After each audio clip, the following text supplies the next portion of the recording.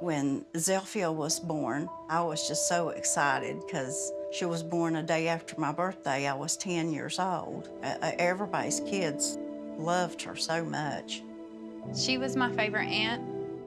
I myself had an amazing bond with her, but it was nothing like Jeremiah's. Jeremiah was Zelfia's nephew. He was a very quiet person. He hardly ever would talk much to anybody. They were sort of like brother and sister because they were so close to each other. Jeremiah was raised in some pretty rough circumstances. His father, Eddie, was gone quite a bit, and I think it was a neglectful relationship. There was one time Zelfia and Jeremiah witnessed something really bad. They were parked at Eddie's girlfriend's house. Eddie comes and tells them to leave. Then, right after they leave, he burns the house down. Zelfia and Jeremiah, they didn't go to no authorities or nothing like that. They just kept it quiet, told a few family members, and that was it. My brother had been coming back to Marion, and he seen Jeremiah's truck on the side of the interstate.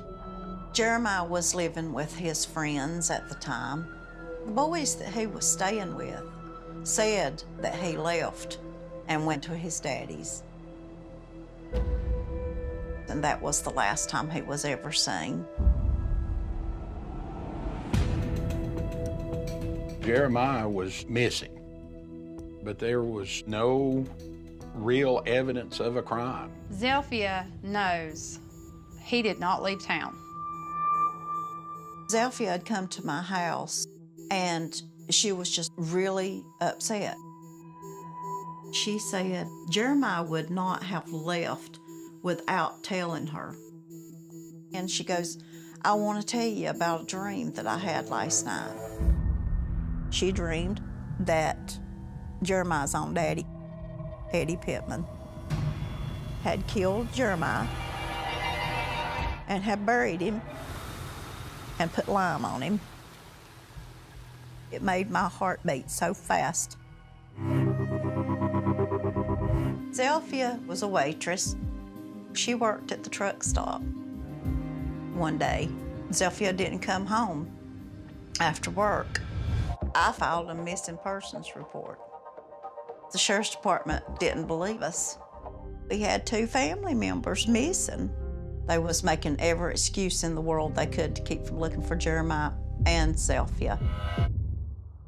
There were some hunters out in a remote area of our county around Lake James who ran across the remains. There wasn't any type of burial or real concealment.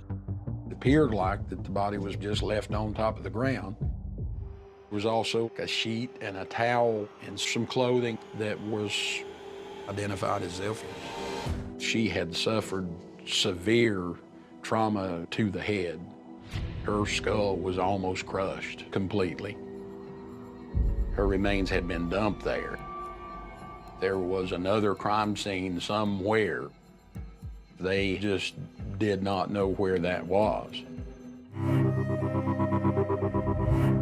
We had 2 people in the same family, in the same year, go missing. One of them turns up dead, one of them still missing. To me, all signs pointed to one person, Jeremiah's daddy, Eddie Pittman. We felt like we had enough information to talk to Eddie. Ed was in denial of having anything to do with Jeremiah's disappearance, and he was in total denial about Zelfia, doesn't know anything about her murder. One day, the chief deputy came back to my office and he looked at me and he said, Rosemary Gehring's in the lobby, wants to talk to you. She was led back to my office and came in and she had a concerned look on her face. And I'm like, Rosemary, how can I help you today? And she said, well, I wanted to come see you. I think Eddie's gonna kill me. We ride down to this real remote area. All of a sudden, she stops. She walks over to a ditch, points in the ditch, and she says, "It's right there." Start digging. We started to locate the first bone. Exactly where she pinpointed is where Jeremiah's remains were found. And so she began to tell the story of witnessing a confrontation between Ed and Jeremiah, where Jeremiah ended up dead. Eddie picked up a hammer so he could finish Jeremiah off. They had taken Jeremiah's truck and abandoned it out on the interstate. Rosemary had gone with him to dispose of the body. Part of what they did in disposing of him was to pour the lime in the hole. And Zelfia's nightmare came true. Her dream was given to her for a reason. Zelfia knew where Jeremiah was. She knew exactly where he was. Whoa, here, this is not just some abstract dream. This is real. Blunt force injury to the head. It was just like Zelfia's murder. Ed Pittman, for heaven's sakes, killed his own son. Killed him the same way Zelfia was killed, in the same county, during the same year. There's too much there to be coincidence. Was it actually a dream? We don't know. But she knew what happened to Jeremiah. We went to Ed's house. A number of us went out there, not knowing what Eddie might be capable of.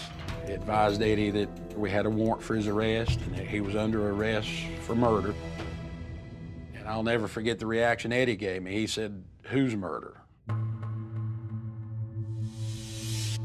Now we're really convinced Eddie could have killed Zelfia. I said, "Let me ask you a question. What happened to Zelfia?" He hadn't seen her and he didn't know anything about her. Eddie don't confess to nothing. We haven't found any evidence to connect Ed to Zelfia, nothing solid. We've got her body, that's all we have. He was charged with Jeremiah's murder. He pled guilty and there was a plea agreement to manslaughter. I really thought that Eddie did it. But he got rid of Zelfia because of her suspicions of him. We were approached by a prisoner in jail. His name was Ricky. He gives us a name, Ronald. Ricky thinks that Ronald may have been involved. I remember sitting down with Ronald, and pretty much one of the first things that Ronald comes with was, "I can tell you what happened to Zelfia." Ronald said that at the time that Zelfia disappeared, there were two guys who lived in a mobile home near a friend of Ronald's. Ronald said that his friends had gone over there one night to ask him to turn some music down, and that they was real suspicious the way they'd answered the door and wouldn't let anybody in. And then later that night, Ronald's friends actually saw two guys moving something that looked like a rolled up carpet or something to that nature. Ronald said that maybe he's hauling her body away. You know, it's been 11 or 12 years. Dudley went out to the area that Ronald had described. I found the landlady. And she confirmed that, yeah, back around 1993, there was a guy that had lived at that mobile home. And she gave us the last name of Whited, Robin Whited. I was able to locate where Robin was working at a car dealership. He was very polite and acknowledged almost right away that, yeah, they had partied with some girl and she had a strange name. I mentioned the name Zelfia, and he said, yeah, that sounds right.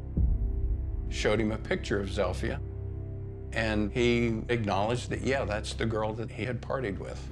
He remembers this blonde-haired girl coming over to party one night, that he had had sex with her, but the next morning, she was gone. He did not know when she left exactly. And he had no knowledge or clue that she had met with any kind of foul play. If he'd said, I don't know what you're talking about, don't know this girl, never saw her before, we basically would have shut us down again, and we would have come back empty-handed. But now we have direct information that places Zelfia at that trailer, and now we're walking away with a suspect. I knew that flies are naturally attracted to blood, and flies constantly excrete and regurgitate. Whatever they get into, they're leaving traces of that somewhere. I was looking up at the bathroom ceiling and saw these dozen or so little brown specks. I'm thinking it might be fly speck. So I climbed up on the edge of the tub and just swabbed the specks and handed those down for analysis. All of a sudden, one of those swabs, it lights up brilliant pink.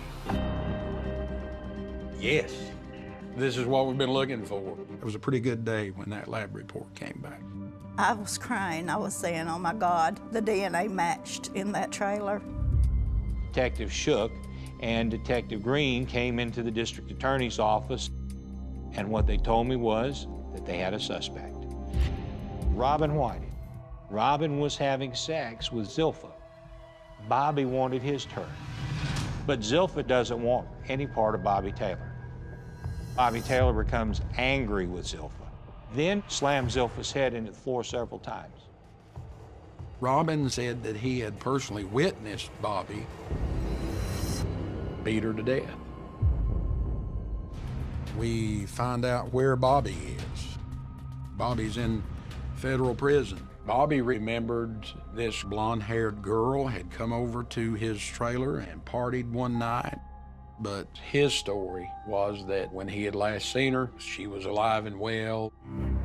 So we started confronting him with some of the things that Robin said, and Bobby pretty well shut down. And I said, Bobby, I've been doing this for 25 years. And he looked at me and he said, what you don't understand is I've been doing this for 25 years.